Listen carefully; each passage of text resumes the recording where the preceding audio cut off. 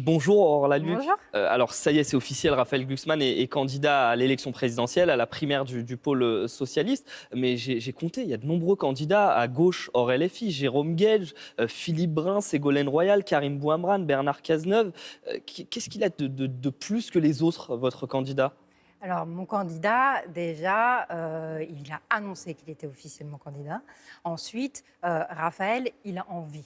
Glucksmann, il a envie d'être président. Il a envie de changer le quotidien des Français. Il a fait un score qui était, ma foi, très encourageant, très honorable, qui a donné beaucoup d'espoir à gauche au moment des européennes. Rappelez-vous, ce fameux 14%. Et c'est sur cette base-là qu'est construit depuis maintenant des années cette candidature aux élections présidentielles. Je crois que du côté de l'arc social et démocrate, il y a une envie d'écologie, il y a une envie de démocratie, il y a une envie de justice fiscale, de justice sociale, de réindustrialisation.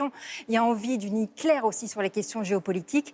Et c'est ce souffle nouveau et déterminé et déterminant qu'incarne Raphaël Glucksmann. Hier, il a parlé de Jean-Luc Mélenchon, il a dit plus d'alliance, plus jamais d'alliance avec Jean-Luc Mélenchon. Comment tenir cette promesse ?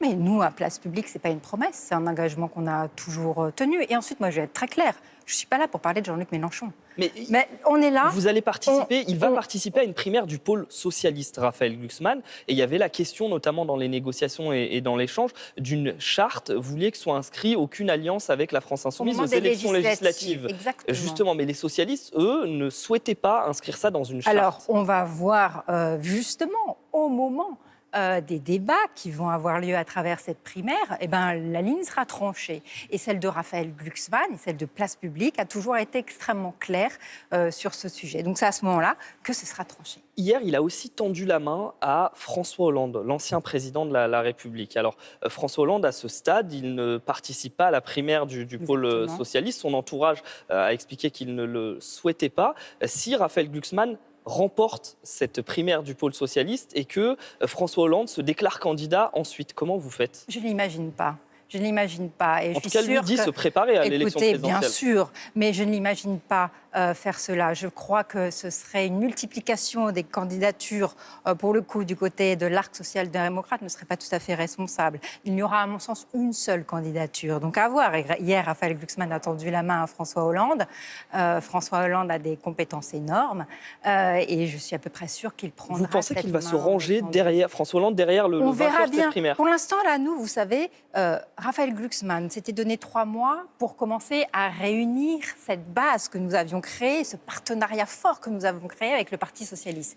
C'est ce qu'il a fait. Maintenant, on va rentrer en campagne, on va parler des propositions et j'espère qu'on va pouvoir parler du fond, j'en suis sûre, avec vous dans quelques minutes. Et ensuite, après, on verra. On va tendre la main aux écologistes, on va tendre la main au Parti communiste et je suis à peu près sûre que dans cette semaine, il y aura des ralliements du côté des socialistes, du côté des écologistes aussi à cette candidature de Raphaël Glucksmann. Justement, ils sont divisés, ces écologistes. Il y avait cette université d'été du côté de Grenoble. Certains veulent soutenir Jean-Luc Mélenchon, d'autres ne le veulent pas. Qu'est-ce que vous leur dites à ces écologistes aujourd'hui ? Écoutez, déjà, il y a ce qui se passe au sein du parti et qui les regarde. Et ensuite, évidemment, nous, on dit à tous les électeurs des écologistes que notre ligne a toujours été fondamentalement écologiste, fondamentalement sociale, fondamentalement démocratique. Et je connais l'attachement des électeurs écologistes à la question de la démocratie, à quel point c'est important pour eux. Rejoignez-nous. C'est ça que je leur dis aujourd'hui. Pour Raphaël Glucksmann, pour accéder au second tour, parce que Marine Le Pen est très loin devant dans les sondages, il va falloir très certainement battre le candidat du Bloc central, battre également Jean-Luc Mélenchon. Ça veut donc peut-être dire tenter d'avoir le soutien à la fois de communistes, d'écologistes, peut-être même de personnalités du centre-gauche. Comment vous faites ? Il s'agit surtout de convaincre les Français. Moi, je veux bien qu'on parle tout le temps des partis et je comprends notre obsession. Mais franchement, moi là, je suis avec vous, j'ai envie de parler du fond. La question de convaincre un tel parti... Alors comment on rassemble les électeurs du centre-gauche et les électeurs communistes ? C'est l'ensemble des Français qu'il faudra convaincre. Vous savez, une élection présidentielle, à la fin des fins, il faut convaincre un maximum de Français, quels qu'ils soient. Donc nous, ce qu'on va faire, c'est parler aux Français et leur dire qu'on veut prendre soin d'eux. On veut rompre avec ces années de macronisme qui ont abîmé l'État, qui ont abîmé l'économie, qui ont abîmé les Français à travers de l'arrogance, à travers du mépris, à travers une augmentation du taux de pauvreté. Il va falloir tout réparer dans ce pays. Et nous, on est là pour ça. Je voulais aussi parler de fond avec vous et du programme. Il y a des thématiques qui émergent du côté de Raphaël Glucksmann. Il a parlé notamment d'école. Il souhaite augmenter la rémunération Bien nette sûr. des travailleurs. Avant de parler d'école, je vais parler de ça parce il a parlé de l'héritage. Bien sûr. Et il souhaite taxer davantage les méga-héritages. Bien sûr. Ça représente combien de foyers? Ça pourrait rapporter combien? Est-ce que vous avez chiffré cette mesure? Quand on prend la question de l'héritage correctement, c'est-à-dire on prend la question des plus-values latentes, etc., après c'est des choses quand même relativement techniques, on arrive à une bonne dizaine de milliards. C'est absolument essentiel. Pourquoi aujourd'hui? Parce qu'aujourd'hui, en France, mieux vaut hériter que travailler. C'est inadmissible. Ça représente combien de C'est foyers? inadmissible. Pourquoi? Je vais vous dire, parce qu'en fait, avant, dans les années 70, votre patrimoine, il était constitué à 35% de votre héritage. Aujourd'hui, c'est 60%. Donc c'est ça qu'on va changer et Raphaël Glucksmann va avoir l'occasion de s'exprimer très prochainement sur ce sujet. Sur l'école, vous voulez un plan de sauvetage de l'école publique avec une hausse de la rémunération des enseignants. Ça représente quand même plusieurs milliards. Comment vous financez ça? Il va falloir de toute façon faire une réforme fiscale ambitieuse dans ce pays qui soit à la fois plus simple et plus juste. Il va falloir taxer plus le capital, qui est taxé aujourd'hui moins que le travail. En fait, il faut, dans ce pays, remettre un tout petit peu d'ordre, un tout petit peu de justice. Et ça, on sera en capacité de le faire. Alors, vous êtes aussi économiste de formation, Orla Luc. C'est pour ça que je voulais vous entendre sur la polémique du week-end. Il y a cette proposition de Jean-Luc Mélenchon. Il souhaite supprimer la dette publique détenue par la BCE. Qu'est-ce que vous en pensez? Alors, je pense que ce n'est pas le moment. Je vais vous dire clairement les choses. En économie, parce qu'on est dans un moment inflationniste et qu'on a un moment où, justement, il y a la question de la dette est particulièrement scrutée. En économie, des fois, on est pour l'augmentation du taux d'intérêt, des fois, on est pour la baisse des taux d'intérêt. Ça dépend. C'est comme en médecine. En médecine, des fois, il faut que vous preniez du paracétamol et des fois, il ne faut pas en prendre. Eh bien, en économie, c'est exactement la même chose. Des fois, ce genre de proposition peut être utile. Des fois, elle ne l'est pas. Vous étiez favorable en 2020, vous avez donc changé d'avis? C'est pas un changement d'avis. Moi, je suis économiste, en fait. Je suis économiste. Je suis désolée. Pour moi, l'économie, c'est un moyen, c'est pas une finalité en soi. Donc, mettre de l'idéologie dans les moyens, ça me gonfle très sincèrement. Et je vais vous dire, puisqu'on revient là-dessus, quand on l'a fait en 2020 avec un grand nombre d'économistes, dont des prix Nobel, Joseph Stiglitz, dont des anciens commissaires européens, attention, c'était pas n'importe quoi. On l'a fait parce qu'on était dans un moment déflationniste et on l'a fait parce qu'il n'y avait pas encore le plan de relance.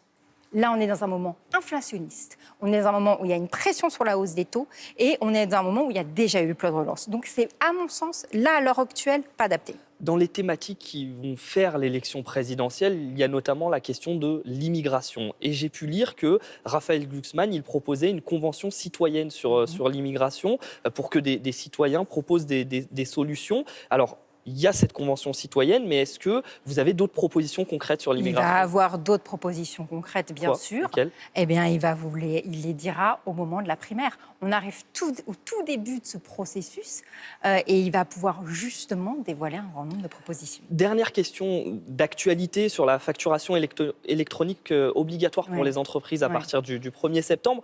Certains candidats... Pas pour toutes, bien évidemment. 1er septembre 2026 pour les grandes entreprises, pour les petites 2027, et on a jusqu'à 2030 en réalité, si on écoute la législation européenne. Certains candidats à l'élection présidentielle sont contre. D'ailleurs, c'est un compromis un peu improbable. David Lisnard est contre, tout comme Jean-Luc Mélenchon, et David Lisnard est contre parce qu'il considère qu'il y a un problème de sécurité en ce qui concerne les données. Vous, qu'est-ce que vous en pensez de cette facturation déjà, la électronique? facturation électronique, et je vais parler en tant que présidente de la Commission des affaires économiques et monétaires du Parlement européen, elle est faite pourquoi? Pour éviter un grand nombre de fraudes qui coûtent 20 milliards à la France chaque année. C'est la criminalité en col blanc, c'est une fraude qui s'appelle de type carrousel à la TVA. C'est pour ça qu'on l'a fait. Maintenant, le problème qu'on a, c'est quoi? C'est qu'on a un gouvernement français qui a fait absolument n'importe quoi dans le domaine du numérique. C'était la Startup Nation et on se retrouve avec en réalité des problèmes à n'en plus finir. Sur la question de la cybersécurité et des données, ce n'est pas des fuites, c'est des vols. On se retrouve dans une situation où il y a des gens qui sont rentrés dans le système, qui ont réussi à extraire des données et qui, ça se trouve, y sont encore.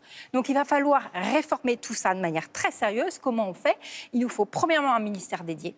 Deuxièmement, je pense qu'il va falloir refaire l'ensemble du système. C'est-à-dire qu'à mon sens, ça va être quasiment impossible de réparer.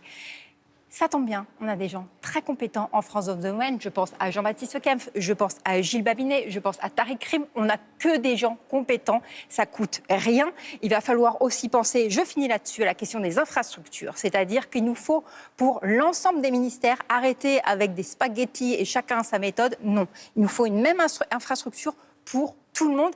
Et attention, on arrête de demander n'importe quelle donnée. On demande trop de données, que ce soit dans le public ou dans le privé, et après, c'est pas sécurisé, et ça a des conséquences excessivement graves. Et justement, David Lisnard, candidat à la présidentielle, lui, il dit c'est risqué pour nos données, et justement, il parlait de l'actualité, notamment autour de la cybersécurité. Est-ce que vous avez des propositions sur la question de la cybersécurité? Premièrement, je pense que David Amiel doit démissionner. La République, le ministre des Comptes. Le ministre, je suis absolument désolée, c'est pas possible en fait de se retrouver dans cette situation-là et que personne ne soit responsable. La République de #deso, oh excusez-nous, on a fait fuiter toutes les données, c'est pas possible. Et avec Raphaël Glucksmann, ce sera fini. Donc il y a de l'exemplarité à avoir. Je vous rappelle que quand c'est arrivé en Suède en 2017, les ministres ont démissionné dans les 48 heures. Là, au bout de 53 jours, on a un mail éclaté au sol et on a un ministre qui nous présente quelques excuses. C'est inadmissible. Ça arriverait dans le privé. Sincèrement, ça arriverait dans le privé. La personne, elle serait obligée de démissionner dans la seconde. Donc, en fait, ça suffit, ce côté impunité, etc. On ne demande à personne d'être ministre, on ne demande à personne d'être élu. À partir du moment où on prend ses fonctions, on les fait bien et on est responsable de ce qui se passe. Quand vous dites éclater au sol, vous dites ce n'est pas au niveau. Vous voulez dire que ce n'est pas au niveau. C'est une expression de jeune éclaté au sol. C'est une expression de vieille qui essaye de faire jeune. Merci Aurore Lalucq, députée européenne et soutien de Raphaël Glucksmann.